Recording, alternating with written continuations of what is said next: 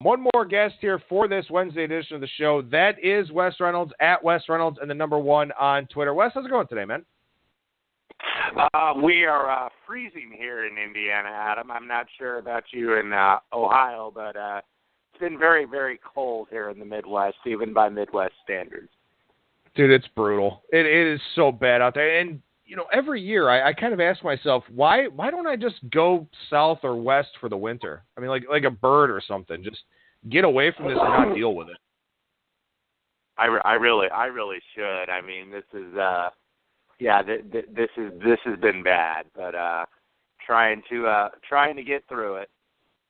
I got a buddy of mine actually who lives up in Erie, and he's visiting his family here this weekend down south, so he's happy to get away from the snow. But every year, I mean, I loved winter as a kid. I mean, I played hockey in high school, and I'd love to go out and find a pond and skate around for a while when I was a kid and all that. Once you become an adult and you actually have to, go out and do things in this stuff, it's just awful. It's so bad. Yeah, I'm looking forward to this getting into next week. I think the next few days are going to be tough, but hopefully it warms up and we get to the 30s. That'd be great. I'm a terrible golfer, but I drive past the course that I like to play every a couple times a week or so, something like that. And I mean, man, for all the frustration I have on the golf course and how pissed off I get losing, a dozen balls every round, I would kill to go out and golf with some nice 80-degree weather or something right now.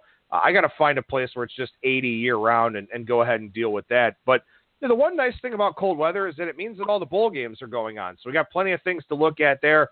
We talked about a lot of the Thursday games with Brian, so let's hit on some of these Friday games with you here, Wes. Let's start with game 247, 248 on the board. This one is the Belk Bowl. Texas A&M takes on Wake Forest. And obviously for Texas A&M here, a pretty interesting situation with Jimbo Fisher coming in as the head coach for next year. So you got the interim this time around. You're going to Charlotte, Wake Forest with an easy trip. Are you surprised we haven't seen too much Wake Forest movement on this number?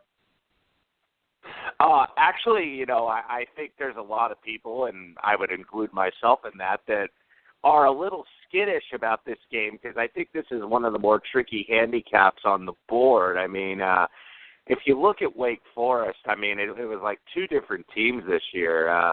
Early in the season, they were kind of considered to be, I guess, a boring team in terms of running the football, playing defense, lower scoring games, not too much excitement. But then all of a sudden, excuse me, all of a sudden they win a shootout over Louisville. They have a real high scoring track meet with Notre Dame. They score 64 points at Syracuse and then have an exciting game with NC State. So they kind of, seemingly changed their identity a little bit. And then, with Texas A&M, obviously, with the interim coach coaching in the bowl game here. But they did, at least show a little bit of effort down the stretch in the season. I mean, with wins over New Mexico and Ole Miss, and then it kind of got away from them at LSU in the final game, which probably sealed Kevin Sumlin's fate. But, Texas A&M, if you look at just the raw numbers, they're the better defense, both against the rush and the pass, and they have I would consider the better athletes of these two teams. But, I'm trying to kind of figure out what to do a little bit with this game because is Texas A&M really excited about playing in this bowl? The coach that recruited these kids got fired, but now they have a new coach coming in, and they're playing, I guess, not really a huge name opponent, even though this team did go 7-5, and Dave Clawson, I think, has turned them kind of into a quality program. This is, I think, one of the toughest game to handicap. I think if you're going pure numbers and stats standpoint, you would look to the A&M side, and if you were looking to the situation standpoint, you would look to the Wake Forest side. So I don't have a play yet on this game because I'm not really sure what to do with it. I'm a real big fan of Dave Clawson. I think Dave Clawson's excited about the idea of playing an SEC team, an SEC West team at that, in Texas A&M, a team that, has more talent, more raw athleticism than Wake Forest, but, schematically, I think with everything going on at Texas A&M, you could make a case that Wake Forest should be the more prepared team. Now, we've seen coaching and scheme win out a lot here in the bowl season over talent thus far, so maybe that's something that does play to Wake Forest's favor. But for Texas A&M here, you're getting Jimbo Fisher, which is exciting if you're a player. Jimbo Fisher is going to be watching. You're also getting Darryl Dickey from Memphis as the offensive coordinator. We all know what Memphis has been doing offensively here over the last couple of years under Mike Norvell. So, for Texas A&M, I wonder how much that excitement matters. You get a big-name coach. For Oregon, they didn't get a big-name coach. They got the guy that the players wanted in Mario Cristobal, and that didn't play a real good game there in the Las Vegas Bowl. Does that excitement trickle down knowing that Jimbo Fisher's your coach next year? Does it not matter until after the bowl game and he starts, incorporating parts of his playbook and incorporating an off-season conditioning regimen? I don't know. That's something I'm kind of curious to see and maybe track a little bit more from this season, with so many coaching moves during the bowl season is, does that excitement seem to feed into the bowl performance? I just don't have that answer. I don't have that data in front of me. Yeah, it's such a case-by-case basis. It certainly didn't do it, and it ended up doing it for UCLA last night against Kansas State out in the Cactus Bowl. I mean, UCLA did come out very well, and then all of a sudden, they just were getting frustrated as Kansas State consistently ran the ball down their throats, and you saw them get penalties and personal fouls, and kind of become undisciplined with an interim coach. And that's something that always worries you with these interim coach teams, because they know that this coach is going to have no say over their immediate future, really. And you just kind of wonder a little bit about that. And I think that's what maybe makes one a little gun shy to take the Texas A&M side, seeing what happened with UCLA yesterday. I mean, looked like a completely different team in the second half, up 10 points at halftime and then get shut out and just get gassed with the running game. So, you're a little worried. I mean, the motivation you would think would be with Wake Forest. They're playing close to a virtual home game in Charlotte.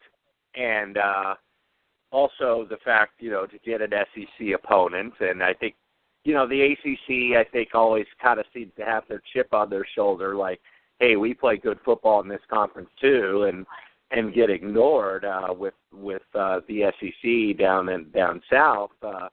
So, the motivation is a distinct edge, I think, for Wake Forest, but you also got to account for the fact that Texas A&M has better players, and they have, I think, the better defense. I mean, Wake Forest, like I was saying, really switched the identity. And became more of an offensive team. So, yeah, I mean, I don't have the answer really either in terms of how the motivation is going to be for Texas A&M. All right, let's go to the Hyundai Sun Bowl. This one out in El Paso, so a little bit of altitude for this game. Maybe that's something that benefits Arizona State a little bit since they're a little bit more accustomed to it. But NC State, obviously, in the much, much better situation here for this game. NC State now up to a 6.5, 7-point favorite. We've seen some public involvement here this morning. It's driven this number up a little bit. I don't think it's anything overly sharp, but it's not a big surprise to see NC State money coming in. This Arizona State coaching situation is a disaster. Todd Graham, fired after beating Arizona in the last game of the regular season, still going to be the coach for the bowl game. Herm Edwards seems to have no idea what's going on. Both of his coordinators have left. He was expecting them to stay. The program was expecting them to stay. This is a debacle for Arizona State right now, but it's really hard to lay a touchdown with NC State because they're just not that type of team. They're a solid team. They're just not that type of team to go out and really dominate somebody. Yeah, they're not. And I kind of maybe look at this as in terms of a lean, where I would look is maybe the total here. And this looks like a game that's going to go over to me. I mean, I just think that you're out in terms of a job.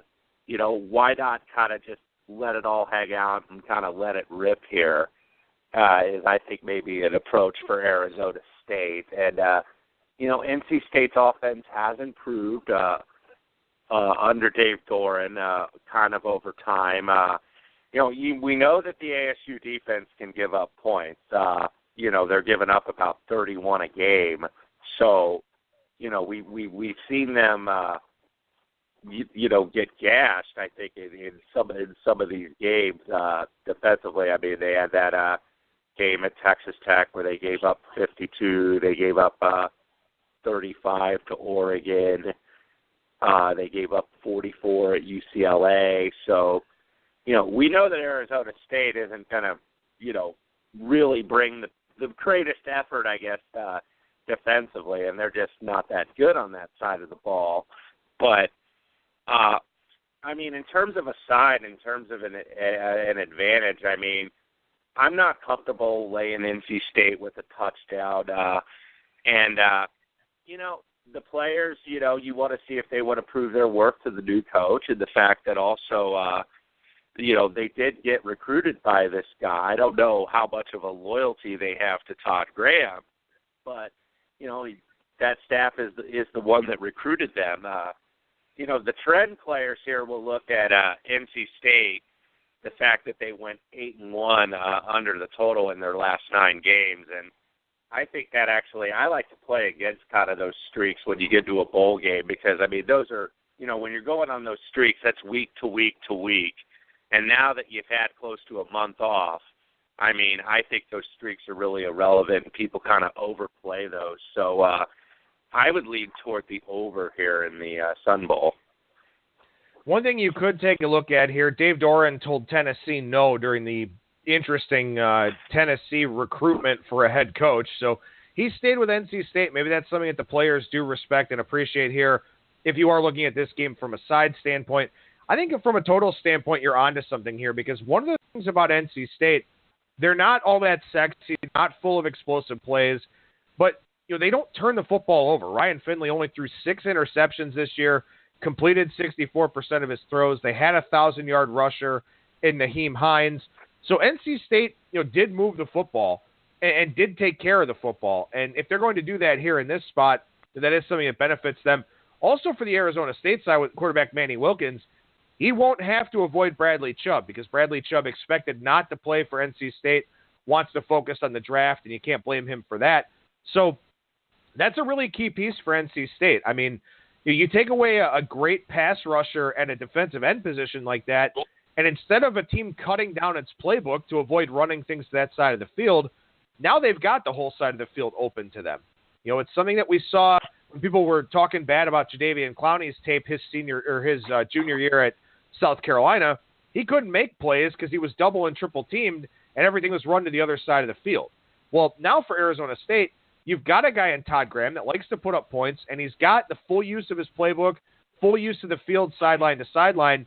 I don't know how NC State responds to that type of thing, so I think that you're in a great frame of mind there with the over.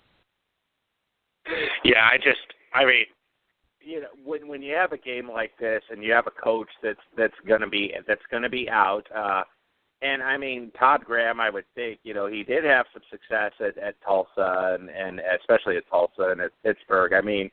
He's going to want to get another job. I don't think he wants to just get out of coaching here. And one of the things that I think attract athletic directors from a hiring standpoint is an exciting offense. To be an exciting team. And I just see him kind of, saying, what the hell, and emptying the playbook here and trying some things, and that could either lead to touchdowns one way or the other way. So, I think you probably will have, a shootout in the game. You want to kind of look at what the weather is going to be because it could get windy down there in El Paso, but I think that the over is really, at least from what I looked at, probably the better way to go here in this game. All right, let's go to Nashville for the Music City Bowl. Kentucky and Northwestern. This one's one of the bigger numbers out there on the board. Northwestern, a 7.5-point favorite. Number open 7. And maybe sharp guys are waiting for limits to reach their peak. We are at game week now. We are 2 days out in front of this game. So maybe we do start to see some sort of involvement here on the Kentucky side.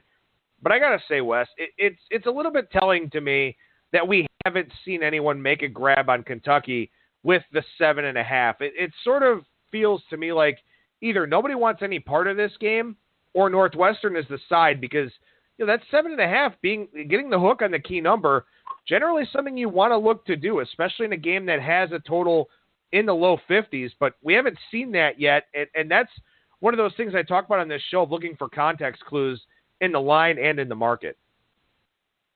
Yeah, I mean, and the side I would look to in this game is actually Kentucky. Northwestern, after kind of a disappointing season, 7-0, winning 7 straight games outright and against the spread.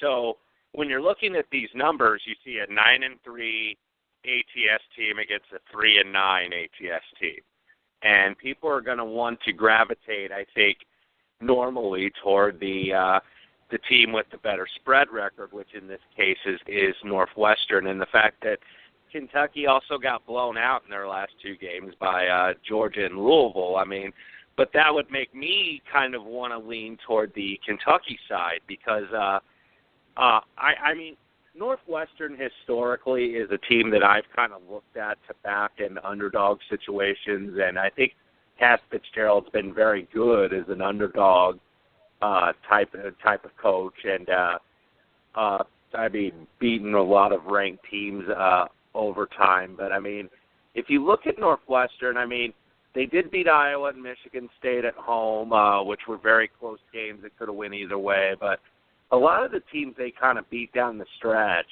with the exception of Purdue going to a bowl, really looked like, they kind of packed it in or they had injuries. I mean, they did win at Maryland. Maryland was playing their number 2 or number 3 quarterback. They did win at Nebraska. We know kind of what a tailspin their season went into. They beat Minnesota at home, and they won at Illinois, who is the worst team in the conference. So, I mean, some of these wins down the stretch, 7-0 down the stretch is 7-0, but some of these wins really weren't big wins. I mean, the situation was kind of tailor-made for them, and it ended up getting me a season win total on Northwestern when I thought it was dead early in the year. But I still would lean to Kentucky, and I know what you say kind of about the context and the fact that nobody's really coming in to take this number. I think some are going to on game day. I don't see this number really going north for Northwestern up to 9 or 10. And I mean, this is a little bit more of a ex officio, I guess, home game for Kentucky playing in Nashville. You would expect that for whatever much or little in this case that means, you would expect Kentucky to have more crowd support. And I mean, Kentucky did play a fairly tough schedule. I mean, having to play, some good teams down the stretch and having to play at Georgia, who was obviously in the CFP conversation, and having to play Louisville in what was going to be Lamar Jackson's last game. I mean, I think Kentucky kind of ran into a buzzsaw there, and if and when I play this game, I'm still going to take Kentucky. I don't like to back a team on that winning streak. I think people kind of overrate that, and the Wildcats South would be my side here. Yeah, Northwestern looking for 10 wins, which is an angle that some people talk about playing, a little bit of a motivating factor to get to double digits, but also some people like to play against that team that is really hot coming into the bowl season and then has to practice and hit each other for 3 weeks before they play another opponent. Sometimes you like to back those struggling teams. We saw it with Ohio. Ohio, a team that really struggled down the stretch, and they just looked like a dominant force against UAB. Looked like the team that they were early on in the regular season when they were scoring a bunch of points on people. So, there are some different ways to look at this game. And, yeah, I mean, the fact that no one's coming on Kentucky yet is a little bit concerning to me. But like you said, I do think that money is coming. And when it comes, it probably will push this number down to 6.5. So for those that want to go out there and play numbers, I think Kentucky plus 7.5 is a good play because at the worst, you let it ride and you stay north of the key number. Or if you want, you could take a look at Northwestern at 6.5 to limit some of your risk, something like that. But this is a game where, like I said, I'm just surprised the money hasn't come in yet. But again, 4 bowl games today, 5 tomorrow. We just got done with an NFL week a couple of days ago. We have all the daily winter sports going on. There's a lot of places to allocate your bankroll. So, a lot of sharp guys aren't really in a hurry to play these numbers because they've been sitting stale for quite some time now. Yeah, and they're also still going to move. I mean, as you get some of these bowl results come in, all of a sudden you get conference perceptions that come in that will change the lines. I mean, if you see a conference kind of get on a roll, you'll see them bet those teams in future games. They'll look at kind of the transitive handicapping, if you had a common opponent or, well, they beat the heck out of this team who looked really so impressive the day before, and then that's going to add bets to that side. I mean, so you got a lot of things that are going to happen here and a lot of perceptions that change, even day to day here. So I think maybe that's the reason you haven't seen a huge move on either side here, especially on the Kentucky side. All right, here's a game that's not real sexy, especially with the game that follows it on Friday. New Mexico State and Utah State in the Arizona Bowl down in Tucson. And, this is just a great story for New Mexico State to be back in a bowl game for the first time since 1960. That's awesome for them. They are a 4-point dog here. The initial move was on Utah State going from 3 to 4 in another game here with the same mascot name with New Mexico State and Utah State both being the Aggies. Same thing with Kentucky and Northwestern in the last game that we talked about. But what do you think about this line, Wes? I mean, New Mexico State has every reason to be fully motivated. Being in a bowl game for the first time in 37 years, the players certainly understand the gravity of that situation. Utah State was just not a very good team this year, but they are the favorite. So what do you think happens with this number? Where do you think it goes? Yeah, I think this is a little bit of a weird matchup in terms of when you looked at New Mexico State, they were kind of one of the spread darlings early in the season. They covered their first 5 games and actually went to 7-2, split the next 2, and then didn't cover their last 3 games.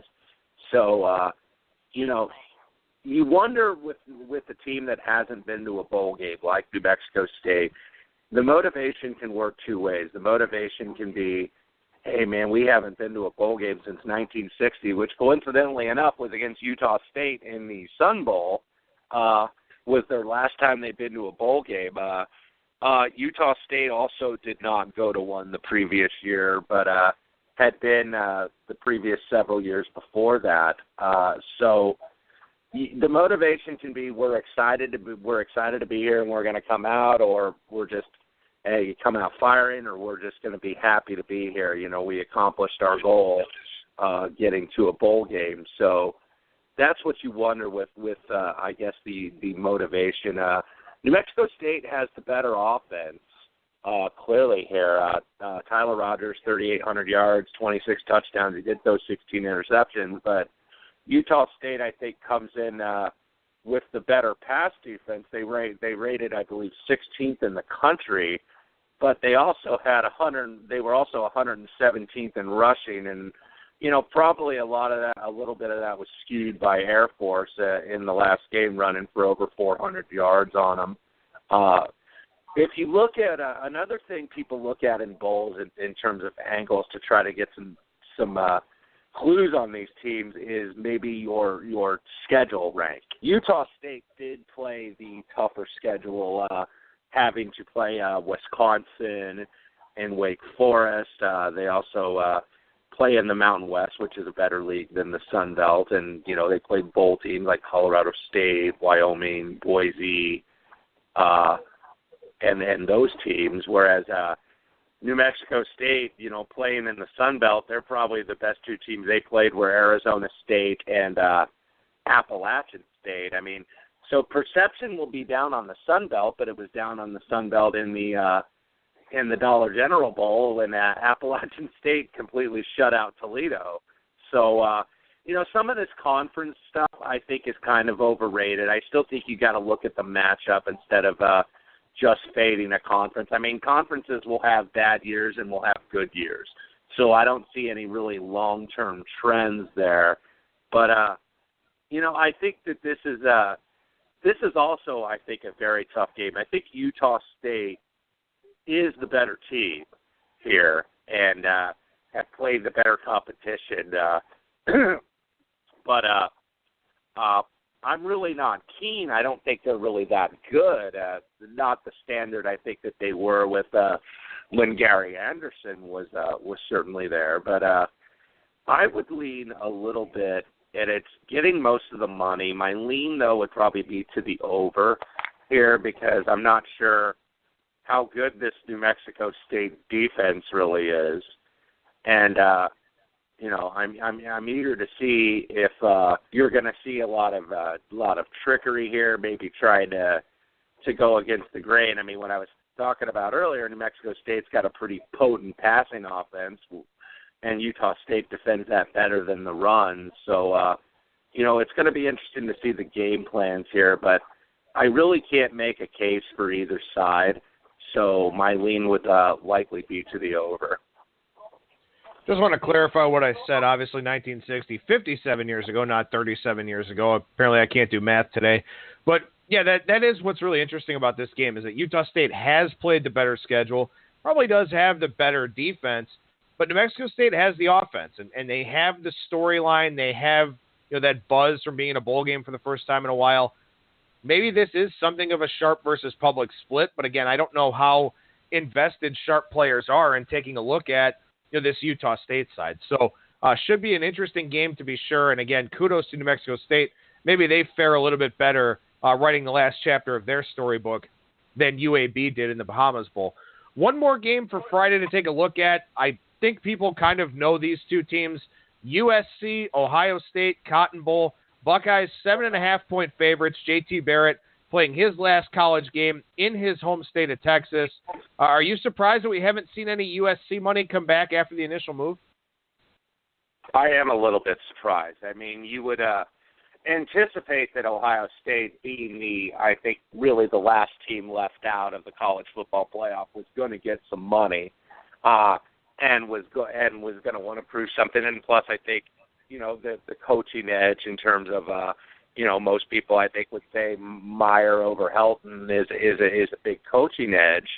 But, one thing is, too, is that USC, even though they weren't really, they also had two losses, that you could have made an argument that they got left out of the playoff. I don't think they have as strong an argument as maybe Ohio State. But, I mean, they were one of those teams that maybe could have made their way in to the CFP and might have a little bit of something to prove. Ohio State, if you look at the number, just on pure numbers, they have the better offense, and they also have the better defense in terms of scoring margin. I think it's 42.5 for Ohio State on offense, USC averaging about 35. Scoring defense, Ohio State giving up 20, USC giving up 26. You do wonder about motivations, and when you look at the quarterbacks, this is more than likely going to be Sam Darnold's last game. I would assume he's going to enter the draft. Had a pretty solid season. But J.T. Barrett, the kind of ups and downs he's had, he's been maligned at times in some big games, but this is his, last game, and maybe, I would assume he'd be very motivated to play at home in Texas and also to kind of show people that, hey, I could be a quarterback at the next level, because I think none of the mock drafts are really putting him in the first round. I mean, I don't know where he would land if the draft were today, but, I mean, Darnold is clearly a top 3 to 5 pick in the draft, and I don't think that this game is really necessarily going to change that. My gut lean would be to lean a little bit to USC simply because if you're getting a really super talented team, and I think USC, both these teams are super talented, and both these teams have 5 stars all over the place. So you would lean kind of toward taking the points here with USC. I'm a little bit of surprised that we've seen kind of one-way action here. I'm curious. I think it might be a little bit more balanced on game day, but I just, I don't understand, I guess, really why. I understand the initial move, but the fact that you haven't really seen a lot of USC money come to the window, and I think some of the short-term trends are a little bit bad for USC as an underdog. If you're really into being a trend player, USC is 1-7 over the last 3 years as an underdog, and they also have failed to cover their last 3 bowl games. Did beat Penn State in a shootout in the Rose Bowl, but never covered. Lost outright as a favorite to Wisconsin in the Holiday Bowl, and didn't cover against Nebraska in a shootout in the Holiday Bowl. So, but at the same time, on the other hand, Ohio State, who had good trends in bowls, last year got shut out in a college football playoff game and 31-0, and I think that kind of sticks with you here. But if I look at the raw numbers, I go with Ohio State, but I'm going to probably monitor this line a little bit, and I may end up on the USC side if I can get a little bit more. If you kind of see this one-way action still continue here, then I think that's going to add a little bit of value to the USC side. But I totally understand this move through the 7 for Ohio State. I wish I would have jumped on it at the opener for 6.5. It's so hard with Ohio State. I mean, they obviously didn't play well at the Horseshoe against Oklahoma in their big game. The Iowa blowout, still to this day, I don't think anyone can really explain that one. I know it came off the Penn State game, but still. But that Penn State game, they played very poorly in the first half. Needed Barrett to be perfect in the fourth quarter to win that one. Didn't play all that well in Ann Arbor, and I know that JT Barrett got hurt in that game, but they weren't all that dominant in that one. Could have looked a lot better in the Big Ten championship game against Wisconsin. You mentioned them getting shut out by Clemson last year. But then 2 years ago, when they had a better team than this year's team and didn't get into the college football playoff, they went and absolutely dominated Notre Dame in the Fiesta Bowl. And that was a game where the final score was closer than the game actually was. You've got the good and the bad with Ohio State. I think back to that Fiesta Bowl, and I think to myself, okay, they were playing a name-brand opponent like a Notre Dame, something that helps them in the future for rankings and maybe for perception if they're on the bubble for the college football playoff again, and they rolled. But then last year, we saw them completely ill-prepared for Clemson for the second time because they were ill-prepared for Clemson the first time they played them when Taj Boyd was still there. So I don't know what I get from Ohio State here, and I certainly would not be comfortable laying the 7.5, and this comes from a Buckeye fan perspective. Now, that being said, I think Ohio State will be fully invested here. I think anybody that's playing this game based on them being upset about the college football playoff snub or whatever word you want to use for it, I don't think that's a factor. I think when you play a big name like USC in what virtually amounts to the Rose Bowl this year, with the Rose Bowl being a college football playoff game, I think that's something that does get Ohio State invested, does get Ohio State ready to play. The problem is, I don't know if they're 8 points better than USC. Yeah, I feel the same way. I mean, this is a game where, you're playing where these two teams are playing each other. I mean, they're both going to be motivated. I mean, you're not playing a MAC opponent here in the bowl game. I mean, these are teams with kids that were probably recruited by both of these schools.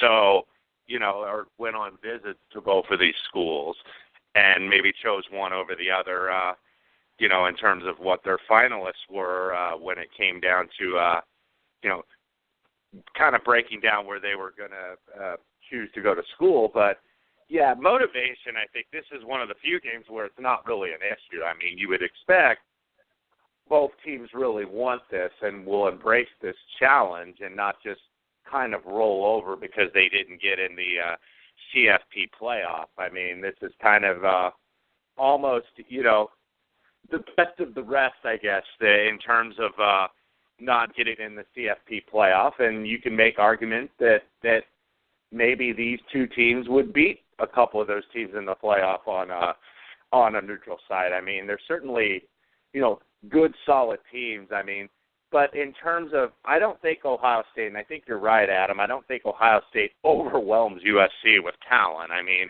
I don't really know if any team does. And, that's just, it is a big number. And, that worries you a little bit, I think, in terms of laying the points, which is why I would lean to USC. I kind of hope you get a little bit more one-way action and, suck all the marrow out of the value that you can get, perhaps on USC. But, I think that they are kind of a little bit overlooked in terms of national perception because everybody is seeing Ohio State as kind of that last team out of the four, which they were. But maybe there's a thing with USC of what about us? So, I think both teams are going to be ready to play. All right, let's talk college basketball for a couple of minutes here because I want to get your thoughts on this. I know you're a high-volume player, and now you get a lot of conference games to where there's more familiarity with these teams. There's a little bit more in terms of data points to go on. How does your handicapping change in college basketball now that we're into conference play as opposed to the non-conference?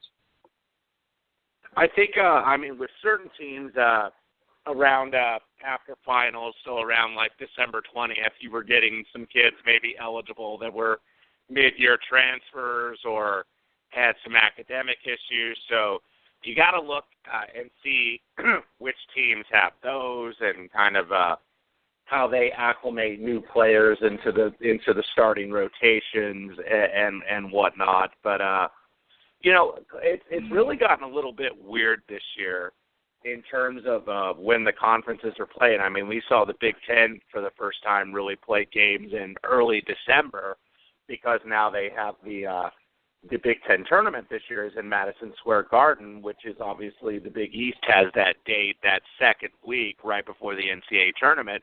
So the Big Ten is actually going to be playing their tournament in a lot of times when a lot of the mid and low major conferences are playing. So kind of that same weekend, because kind of that the main conference in that first week where they start championship week is really like the Missouri Valley. So the Big Ten is actually going to be playing on that first weekend. So just looking at the different conference dynamics here and, looking at what you're seeing, I tend to look at some of these teams that have really started out well in the non-conference and maybe see if you could find a way to go against them, because some teams play their better ball early in the year and some teams, don't figure it out until conference play or figure it out until February. So, you've seen some teams be very erratic. And then some of these teams that maybe one thing that I did the other night, an example, is when Miami lost and got upset against New Mexico State. When a team kind of loses that first game, I look at maybe going against them the next game, and Middle Tennessee got there late inside the number at the Diamond Head Classic against Miami. So, I look at those dynamics. One thing in college basketball I like to do is kind of when you get teams that are ranked teams on win streaks, where they win 3 or more games, I kind of like to go against them, and because I think the numbers really, really get inflated. And the teams that are kind of outside the top 25 that are on streaks, I like to play because they want to get ranked. So those are a couple angles I kind of look to play here in college basketball once you get into conference play. What about the travel situations? Is that something that you look at a little bit here? Because, I know this time of year, and I know you were tweeting some things about Dallas coming up to Indiana and how cold it was for them. You have some teams here that you've got some big conferences in college basketball. With 351 teams, there are only so many conferences to go around. We know that the Big East goes all the way out to Creighton, which is in Omaha. We talked with Alex Nicholas before about Conference USA and how spread out that is. Does that become a thing for you where teams are, kind of playing these grouped road games? Is that an angle that you look to play as well? It certainly can.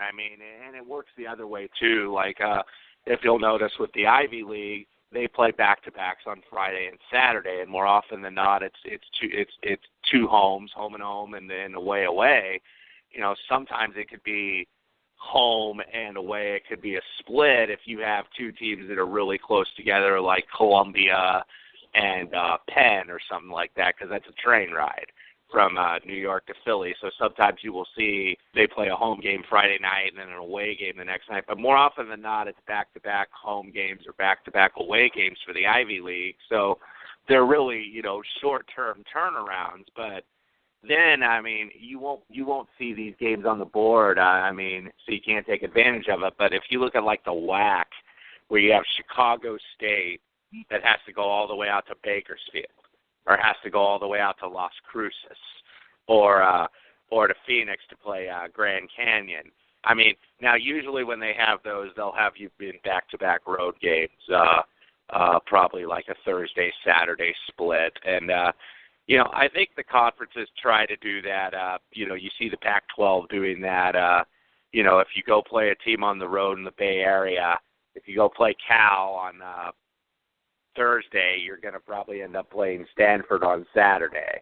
So, yeah, I mean, travel, I think, plays. It's maybe not as pronounced as it is in the NBA because they have more games, but I think travel certainly does play a factor in college basketball with these conferences so spread out. And I think that sometimes you can find a game where a team's really riding high, coming east to west, and then all of a sudden you play, you know, a team that's probably like for example in the bottom of the Big Ten, like Nebraska, and that's not maybe a premium name, and you'll see these teams kind of, you know, even some of the teams in the bottom of the conferences, with a couple notable exceptions, will knock off usually a premium team. I mean, you'll see like Rutgers is going to knock off a good team in the Big Ten this year at home. I mean, just because of the perception of the schools and the perceptions of the program. So, you know, you can't be afraid to call these upsets. I mean, there's a reason a lot of these teams don't go undefeated in their league. So travel and program perception names certainly play a factor there. A lot of good insights on today's show from Wes Reynolds. You can follow him on Twitter at Wes Reynolds and the number 1, where he posts almost all of his plays. And we'll answer some questions for you as well if you have them. So, Wes, thank you so much for joining me, man, and I'll talk to you again in 2018. All right, man. Happy New Year, everyone.